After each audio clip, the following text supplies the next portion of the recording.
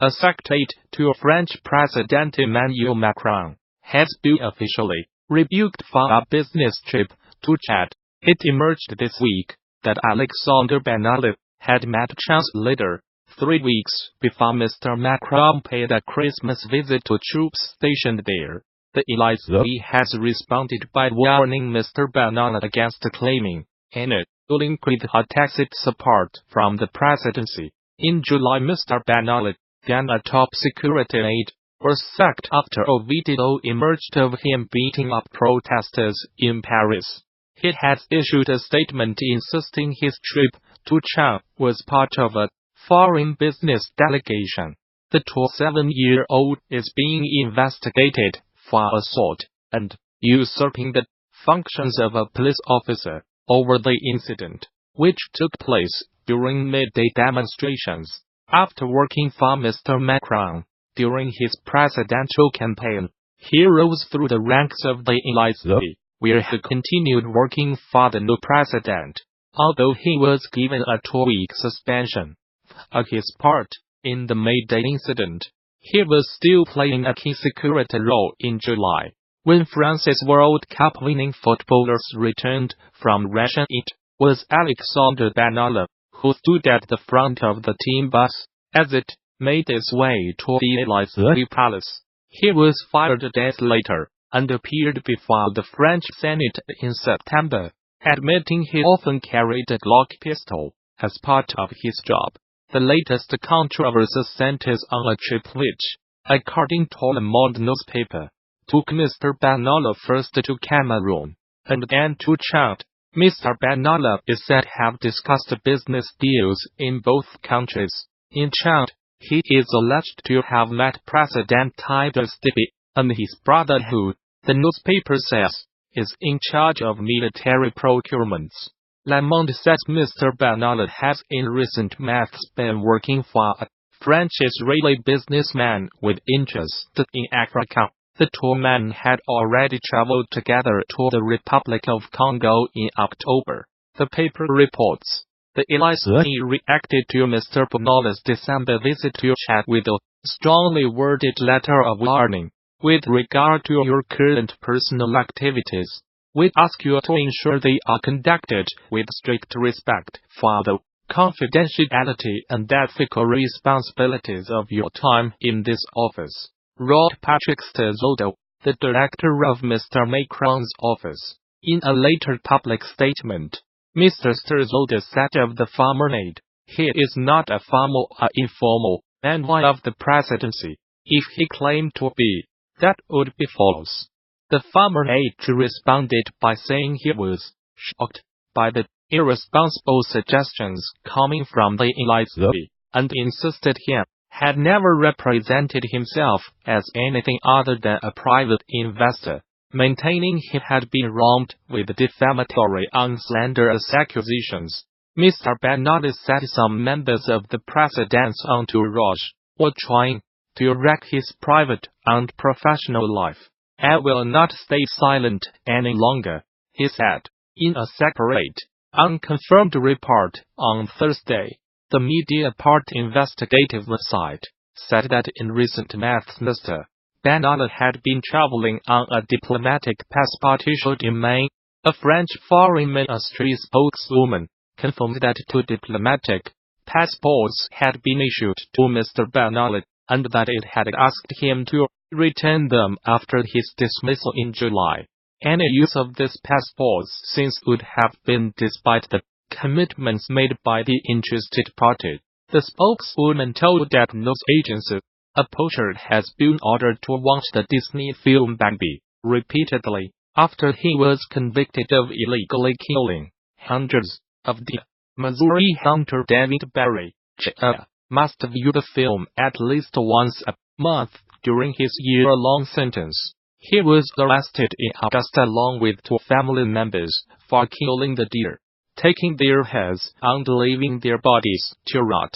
Prosecutors said it is reportedly one of the biggest poaching cases in Missouri history, on top of the jail sentence for the illegal deer hunting. Judge Robert George ordered Barry Jr. to view the Walt Disney movie Bambi with the first viewing being on or before December 23rd. 2018 And at least one such viewing each month thereafter. During his spell in prison, the 1942 cartoon about woodland creatures shows a hunt to kill the mother of eponymous deer character Bambi. The months-long investigation, spanning several states, led to the arrest of Barry Jr., his father David Barry, Sr., and his brother Kyle Barry, according to a local newspaper, the Springfield News Leader. While the total number of deer taken illegally is unknown, Lawrence County's conservation agent Tandy Barnes said it could be several hundred.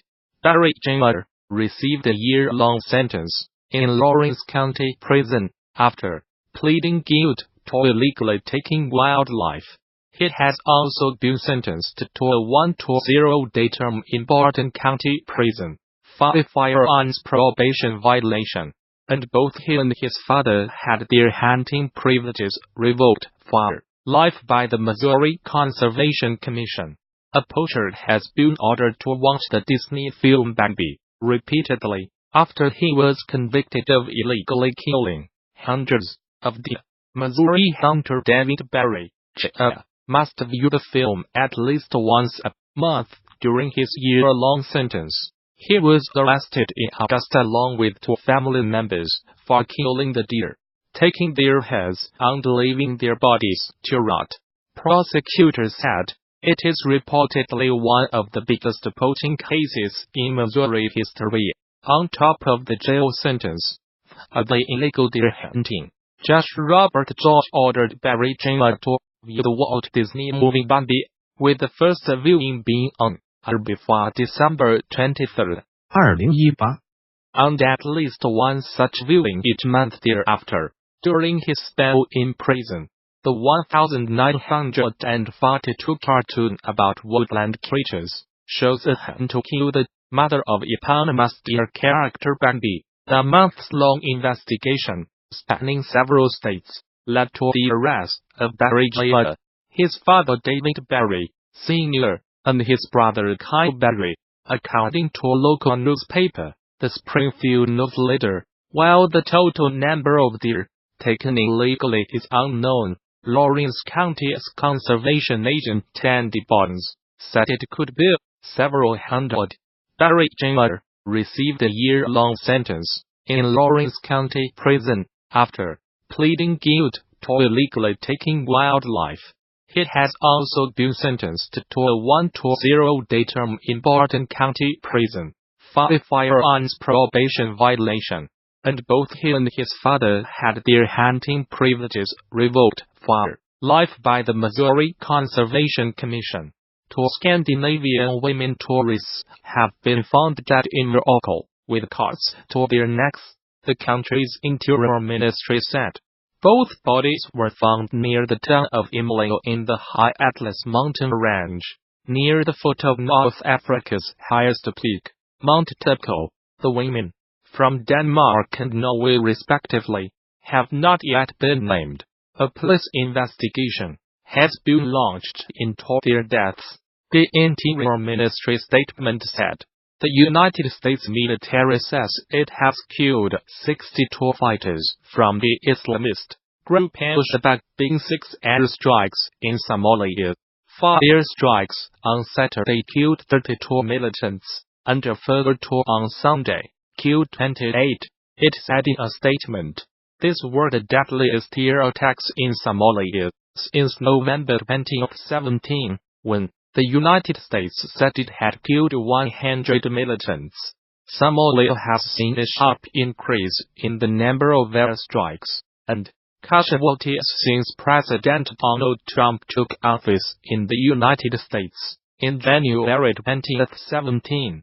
A tally by the Bureau of Investigative Journalism reveals that at least 400 people have been killed in airstrikes since the beginning of 2017, far more than the previous 10 years combined. The latest strikes bring to at least 40 the number carried out in Somalia so far this year.